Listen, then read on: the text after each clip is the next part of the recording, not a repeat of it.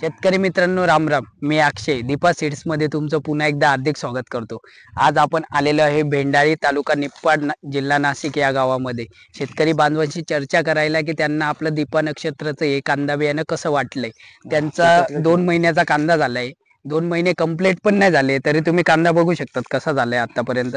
दादा एवढे खुश आहे आपलं बियाणं लावून की दादा खरंच तुम्ही आम्हाला चांगली व्हरायटीचा कांदा दिलेला आहे. त्यानंतर ज्यावेळेस त्यांनी कांदा घेतला होता नोव्हेंबर महिन्यामध्ये, तर त्यावेळेस खूप पाऊस चालू होता इकडे, तरी आपल्या बियाण्याची उगवण क्षमता एवढी होती की बियाण्याची मर वगैरे मुरमाटीन थोडस प्रॉपर रिझल्ट वगैरे आलेत त्यांना.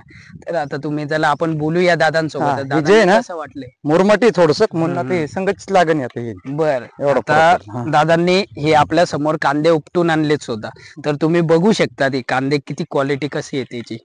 हे बघा.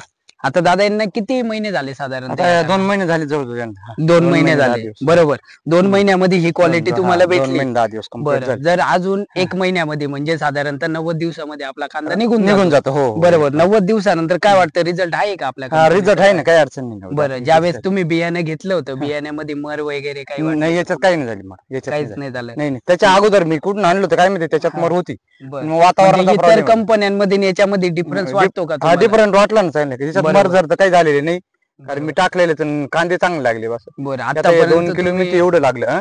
आतापर्यंत तुम्ही खूप दिवस शेती केली, बरोबर? हा केली ना, त्याच्या करतो आतापर्यंत खूप वेळेस तुम्ही कांदे लावले असतील, पण ज्या कांद्यांमध्ये आणि आत्ताच्या कांद्यामध्ये फरक किती % जाणवतो तुम्हाला तरी? म्हणजे वाटतं का काही नाही की बियामध्ये तर भरपूर फरक वाटतो बस. बाकीचे बी पातळ झाले, बरोबर. काही झालं भरपूर, पण याच्यात पातळ नाही पडलं बस. त्याच्या अगोदर मी टाकलेलं होतं ना हे लावलेले, तर त्याच्यामध्ये मर झाली, पातळ पडले बॉस दांड्यासारखं, पण याच्यात तसं काही निघालं नाही बॉस. बरोबर. म्हणजे इतर शेतकरी बांधवांना काय सांगाल तुम्ही? नाही एकच नंबर निघाल बा. याच्यात काही मर जर झालेलं नाही बा, जे आहे ते मोकळं बा. नाही तर आपल्याला काय त्याच्यात काय आहे का, जे चांगलं निघाल तर चांगलंच म्हणायचं बॉस. आता आम्ही 2च किलो घेतले तर एवढे लागले तर बघ, जे 1.5 बिघे लागले जवळ. म्हणजे 2 किलो मध्ये 1.5 बिघे लागले बा, एवढं 1.5 रान बिघे. लागून हो. इथे कम्प्लीट जे आहे ते आहे आपल्या असं. बरोबर. म्हणजे तुम्ही दीपा नक्षत्र हे वाण वापरून तुम्ही काही नाराज वगैरे नाही? नाही नाराज वेराज काहीच नाही बा. एकच नंबर. ओके, ठीक आहे. त्याचा म्हणजे कम्प्लीटच नाही म्हणलं तरी चालेल 100%. बरोबर. म्हणजे काहीच कंप्लेंट नाही. काहीच complete पहिल्या नाही वर्ष काही. होतं दादा हा तुमचं? पहिल्याच वर्षी घेतलं बरं का आम्ही. बरोबर. हो. पहिल्या वर्षामध्ये पहिल्याच एवढा भारी वर्षी. रिझल्ट भारी चांगलं यायचं. बरोबर.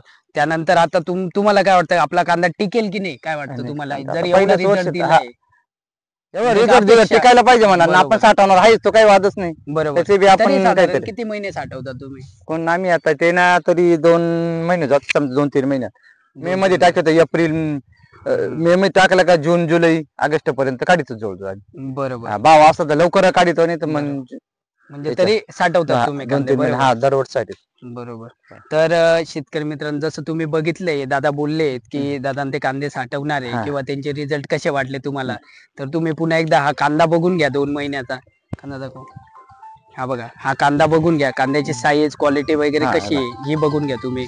अजून या कांद्याला प्रॉपर 3 महिने पण झालेले नाहीये. प्रॉपर 3 महिने झालेले नाहीत या कांद्याला, तरी पण कांदा एवढा क्वालिटी येतोय आपल्या. तर असंच प्रतिसाद बनवून ठेवा. खाली दिलेल्या लिंकवर क्लिक करा. आपल्या चॅनलला सबस्क्राईब करा. धन्यवाद.